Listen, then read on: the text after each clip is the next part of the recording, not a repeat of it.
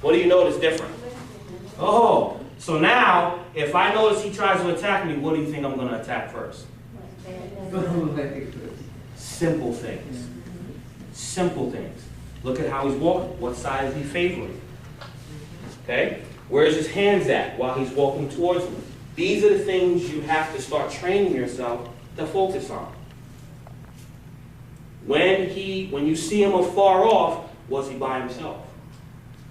Was he talking with somebody? When you're walking down the street, you've seen him on the corner standing there talking to somebody, then somebody ran off, went around the corner, now he's standing there by himself and he's watching you as you're walking down the block. You don't pay attention to that. The guy comes up behind you, he walks out in front of you, stops you, when you try to go, the other guy's right there. Pay attention to your surroundings. See something like that? Cross the street. You have to start paying attention to the little things. The little things prevent bigger things from happening. Okay?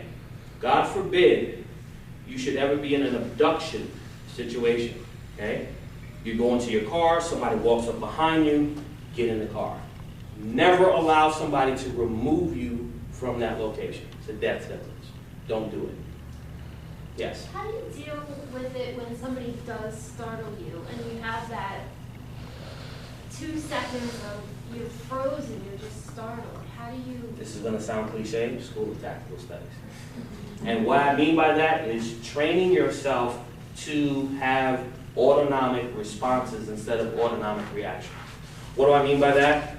And this autonomic reaction is the thing that the body will automatically do because it thinks that's what's supposed to happen. Okay? If I was to run towards him, see what he just did? That's his autonomic reaction.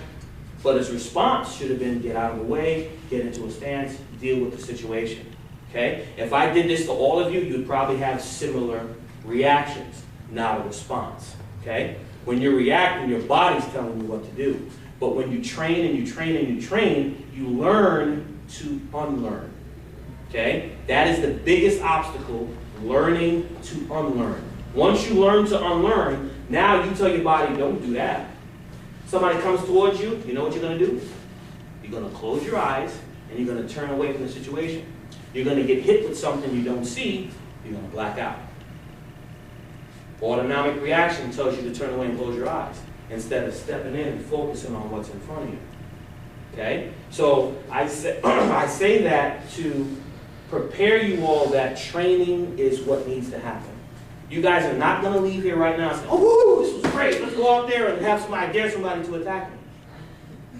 You guys, it's statistic, are only going to retain maybe 20% of what you learned here today. Because if you don't repeat it, it's going to fade away. You may remember 20% of what I said today. Hopefully it's the right 20%. Hopefully you all will come back and build that 20 to 40 to 60 to 80 to 100%. But the thing is, training is going to stop those situations from happening. Just like we talked about having that cold baton in your hand. How many here, oh, tear gas is the best thing to do. Somebody startles you, you don't have time to flip the thing open, turn, aim, and press. You can't do that if somebody startles you. You got that cold baton in your hand, you can swing. You can lunge. All of that will become autonomic response to what's happening. You understand what I'm saying? So these are the things we want to happen. You want to get your awareness level up so you try to minimize the amount of times you can be startled. Okay? You want to minimize the amount of times that you can be startled. Because when that happens, it takes seconds out of your response time and gives them the advantage. When your awareness level is up, you're more prepared for the situation. The intimidation situation out of the picture. If they can't intimidate you, now they got to go another step. If they playing possum, so to speak, once you let them think that they're going to get somewhere without any work, you have the advantage. Because once you explode, they're not ready for it. We want to teach you to explode 911. All the right areas at the right time and apply it properly. Okay? Any other questions? Well, I do have one. When you were doing the scenario and you said, talked about the person splitting off and coming back and stop, how do you deal with two attackers? and doing this? Are you picking one and just focusing on that person? The more, that's a lot of advanced theory, but one thing I will say is, the main thing is you never want to keep people out of your sector, Right. okay? If you have two people that you're dealing with, they both need to be in front of you at all times. As you train, these guys' basics are beyond belief.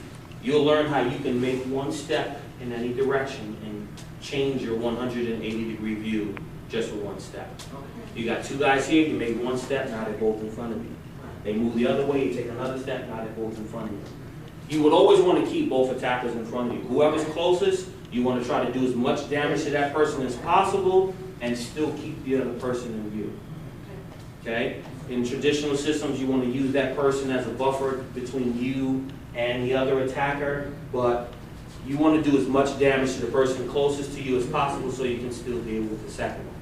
Hopefully, you know, as time goes on and we train more, it'll build you up and you'll be able to be more confident in that situation, but that's really something that's more advanced down the line. But like I said, it's nothing that we can't handle, but we got to put the time in to get ourselves to that level. Okay? Any other questions? Come on. Not one? Okay. I want to thank everybody for coming today. It's been a wonderful, wonderful time. Give yourselves a round of applause. Like I said, this is my great staff that I have, Dr. Ali, Professor Sean, Samad, and yourselves. Again, I really want to thank you all for coming. I'm hoping that what we've given you today has ignited some type of desire. That desire will lead to discipline, and the discipline will lead to dedication, what I call the three-dimensional view of learning. And I'm hoping it's going to entice you to want to come back and do much more, because we're ready to cater a program specifically for you, so we'll welcome you to come back. You guys, I think, all have our card to the school. You can call in anytime. If no one's here, you can leave a message, and I guarantee you somebody will get back to you as soon as possible. Any questions or anything, I'm always available. I want to thank you all for coming and hope to see you back soon.